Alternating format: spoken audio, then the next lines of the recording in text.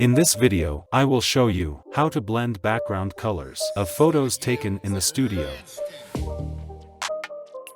Choose Object Selection tool. Choose Lasso.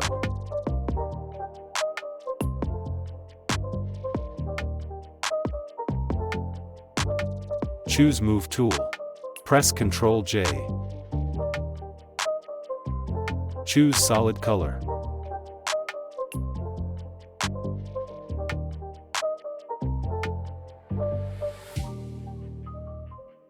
Choose Subtract. Choose Hue/Saturation.